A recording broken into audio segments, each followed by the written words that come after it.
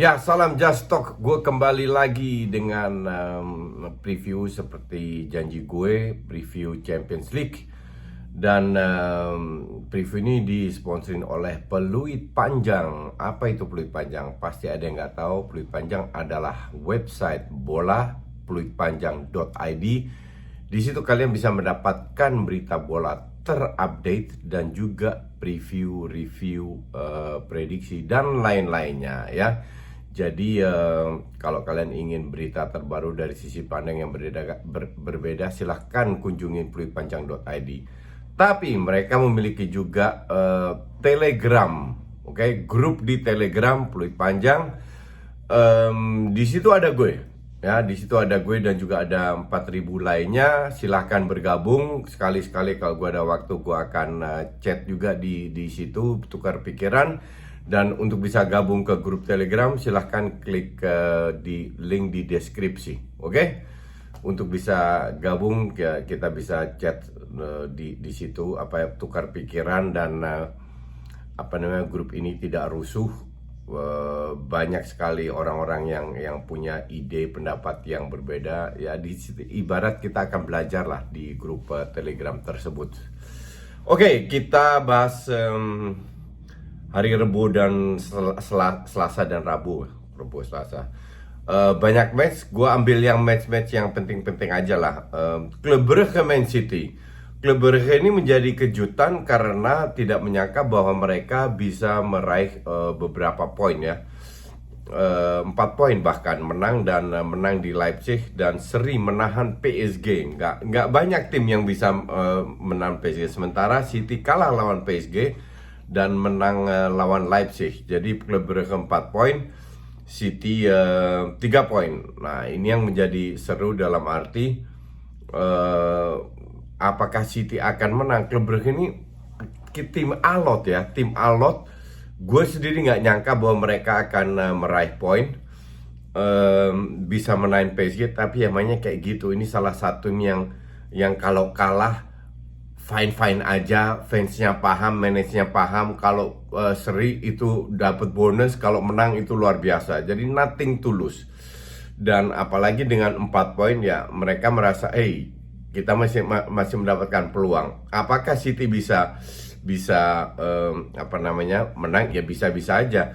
Ujung-ujungnya kayak City pas lawan PSG, cuman counter attack-nya PSG ini kan berbahaya. Gue tidak melihat klub Brugge memiliki counter attack sebahaya PSG. Cuman sekali lagi, kalau counter attack ini bisa ditahan, I don't think klub Brugge bisa membuat kejutan lagi. Jadi untuk gue, City menang dan PSG Leipzig tahun ini jelek ya, ditinggal pelatihnya dan ditinggal berapa pemain, bener-bener ngedrop. Bukan jelek tapi ngedrop lah dibanding tahun sebelumnya. Dan harusnya PSG bisa menang. Tapi PSG ini kita kan tahu, tim ini isinya bintang semua.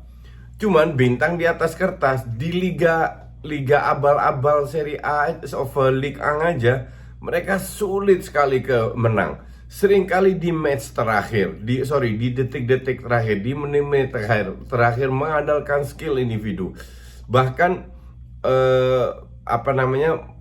walaupun mereka berada di rank 1 dengan jarak jauh dengan dibanding runner up di Ligue 1, tapi kekompakan ini masih belum ada. Itu pun diakui oleh Pochettino. Cuman lawan Leipzig ya, Leipzig ini lagi drop ya. Jadi feeling gue sih PSG akan tetap menang. Atletico Liverpool. Atletico musim ini tidak seperti Atletico sebelum-sebelumnya. Jadi gue melihat Liverpool yang lagi on fire. Ya sebenarnya siapa yang bisa menahan Liverpool? Yang bisa menahan Liverpool itu cuman dirinya sendiri kan. Kalau terlalu egois di depan bermain, salah satu dari 3-4 pemain depan, atau terlalu nafsu menyerang kena counter. Cuman kalau mereka bermain normal aja, play for the team, sangat sulit untuk diberhentikan. Sementara Atletico kita lihat pas lawan Milan, lawan Porto, mereka tidak nge-swing seperti Atletico sebelumnya. Bahkan beruntung lawan Milan mereka bisa dapat poin.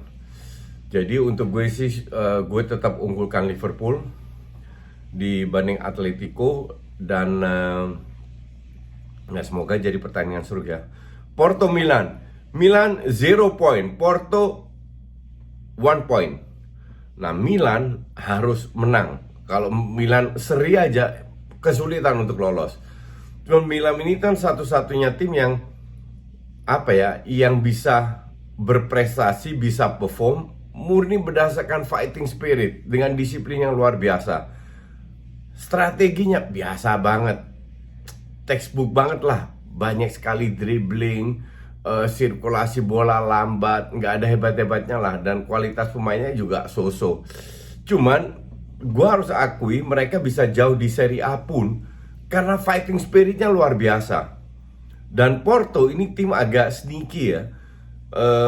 Kemungkinan besar mereka akan bertahan. Kalau Milan gak hati-hati, gampang sekali dijebol. Dalam arti Milan jangan masuk terperangkap dalam jebakan Porto. Walaupun Porto juga tahu Milan harus menang. Seri pun Porto 2 poin, Milan 1 poin. Nggak dapat apa-apa. Tapi jangan sampai nafsunya mungkin di 30 menit terakhir kalau seri ya, atau 20 menit. Jangan dari awal terlalu nafsu, nyerang-nyerang terus, dan itu gampang banget dimanfaatkan oleh Porto. Ini 50-50, gue nggak tahu arahnya kemana. Ajax Dortmund nggak penting karena dua-dua itu akan lolos. Inter Sheriff, Inter juga ya keteteran ya. Baru dapat 1 poin, kalah di kandang lawan Madrid, bagus banget. Seri lawan Shakhtar. Sementara Sheriff yang mengejutkan orang yang coba ngebully gue bilang, kan gue bilang Sheriff itu nggak akan kemana-mana out. Ternyata mereka rank 1 dengan 6 point. Ya jujur aja lah sama diri lu sendiri. Siapa yang prediksi Sheriff akan berada di rank 1? Udah itu aja. Inter, apakah Inter bisa menahan lajunya Sheriff? Semoga iya, karena baru grup ini akan jadi seru. Kalau Inter menang, Inter dapat 4 poin, Sheriff 6 poin. Madrid menang, akan mendapatkan 6 poin juga. Tapi tahun lalu Madrid 2 kali kalah lawan Shakhtar. Jadi Madrid ini juga bukan Madrid yang kita kenal seperti beberapa tahun yang lalu. Madrid Barca ini kan udah menurun. Gue nggak berani ngomong karena gue nggak pernah lihat Sheriff bermain sama sekali. Sekuat apa defense mereka. Cuman Inter kita tahu sebagus-bagusnya Inter, banyak posisi yang sangat rentan yang bisa dimanfaatkan oleh Sheriff. Jadi untuk gue sih, kalau Sheriff counter attack-nya kayak lawan Madrid, bisa aja Sheriff jadi poin. Tapi harusnya Inter nggak boleh seri atau kali. Inter harusnya menang ya, harusnya bisa. Si Inzaghi punya strategi untuk lebih menahan serangan counter attack dari Sheriff. Sementara Shakhtar Madrid ya, gue tetap unggulkan Madrid seri atau menang. Walaupun mereka tahun lalu 2 kali kalah ya. Kita lihat lagi match apa lagi yang ada.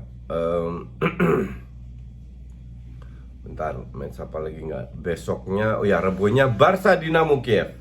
Nah, Barca juga 0 point ya, 2 kali kalah lawan Munchen, calculated loss. Lawan Benfica sama sekali nggak perlu kalah. Lawan Dinamo Kiev, ntar ketemu home and away. Ini waktunya untuk menang kalau mereka mau lolos. Nggak ada cerita seri lagi. Kalau seri kemungkinan besar mereka nggak lolos. Jadi harus menang home dan away. Benfica kemungkinan besar kalah lawan Munchen. Siapa yang bisa ngalahin Munchen? Nah, disinilah akan seru siapa yang menemani Munchen ke babak berikutnya. Yang jelas Barcelona harus nggak usah fokus ke Benfica atau Munchen, minimal 2 kali menang dulu sama Dinamo Kiev. Apakah bisa? Sangat bisa, karena Aguero sudah mulai bermain, Ansu Fati udah mulai bermain, Dembele sudah latihan tapi belum dimainkan. Nggak tahu apakah dia akan dimainkan. Ya kita lihat dulu Barcelona seperti apa. Benfica Munchen, merem Munchen harusnya. Nah ini yang seru juga, MU lawan Atalanta. MU kita tahu terseok-seok menang lawan Villarreal di menit terakhir, beruntung. Sementara Atalanta memang tidak sebagus sebelum-sebelumnya. Tapi tim ini, Atalanta ini harusnya jadi makanan untuk MU. Karena Atalanta ini nggak bisa bertahan. Jadi kalau MU pinter dikit, walaupun mereka bermain di kandang sendiri, ngincer counter attack aja harusnya bisa lebih dapat. Dan counter attack itu pasti dapat karena Atalanta ini, lemahnya di Atalanta mereka nggak bisa bertahan. Harusnya kalau mereka pinter, mereka lebih nggak usah parkir bis lah, bertahan di babak sendiri, nggak usah high press dan lain-lainnya, karena MU pasti akan keluar. Jadi ini menjadi tactical game dari dua pelatih itu. Ya, MU kalau lagi on fire bisa mengalahkan semuanya, tapi dengan performa terakhir ini kan hancur-hancuran. Apakah mereka bisa bangkit lagi atau enggak? Ya, we don't know. Kita tunggu aja. Habis itu grup G nggak ada serunya, Salzburg. Terus grup H, Zenit, Juve, Chelsea, Malmo. Chelsea baru saja kalah lawan Malmo. Feeling gue Chelsea menang. Malmo 2 kali match 0 point. Harusnya Chelsea nggak usah main bagus-bagus amat, bisa menang. Tinggal Juve lawan Zenit. Kalau Juve menang away lawan Zenit, posisinya udah lebih enak. Juve di Liga mainnya jelek, bertahan counter tapi menang terus. Nah, inilah Juve yang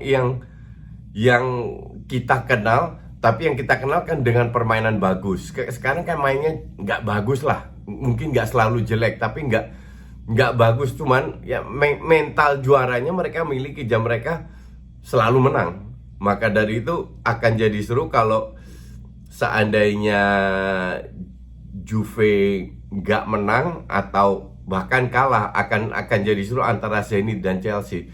Cuman apapun kejutan yang terjadi, tetap Juve Chelsea yang lolos. Dan gue rasa Juve nggak ngelepas. Kalah sih nggak mungkin, suwe-suwenya seri lah, tapi gue nggak ngeliat Juve kalah.